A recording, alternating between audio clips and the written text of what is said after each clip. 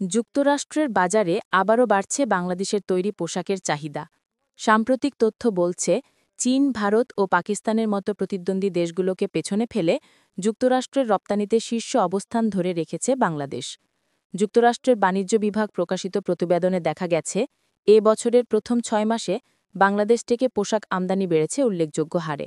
বিশেষ করে knitwear, jeans, shirt এবং হালকা পোশাকের অর্ডার আগের তুলনায় অনেক বেশি। রপ্তানিকারকরা বলছেন, বৈশ্বিক অর্থনৈতিক মন্দা সত্ত্বেও বাংলাদেশি পোশাক যুক্তরাষ্ট্রে জনপ্রিয় হয়ে উঠছে মান ও প্রতিযোগিতামূলক দামের কারণে।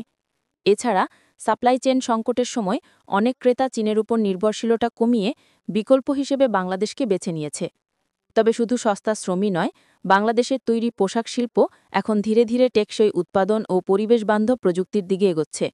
আন্তর্জাতিক ব্র্যান্ডগুলো এখন নিরাপদ কারখানা, সবুজ সার্টিফিকেশন এবং দক্ষ শ্রমশক্তির কারণে বাংলাদেশকে অগ্রাধিকার দিচ্ছে। বিশেষজ্ঞরা বলছেন, এই প্রবৃদ্ধি বাংলাদেশের জন্য ইতিবাচক হলেও সামনে চ্যালেঞ্জও কম নয়।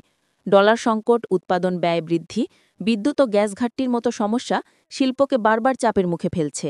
তাই রপ্তানির প্রবৃদ্ধি ধরে রাখতে হলে শিল্পখাতকে আরও আধুনিকায়ন, প্রযুক্তি নির্ভরতা এবং বৈচিত্র্য আনতে হবে।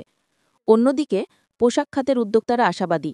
তারা বলছেন, সঠিক নীতি সহায়তা এবং অবকাঠামো উন্নয়ন অব্যাহত থাকলে আগামী কয়েক বছরে বাংলাদেশ আরও বড় বাজার দখল করতে সক্ষম হবে।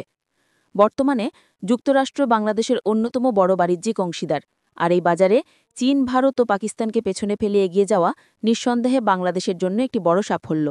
নয়নতারা, বাংলা নিউজ ডেস্ক।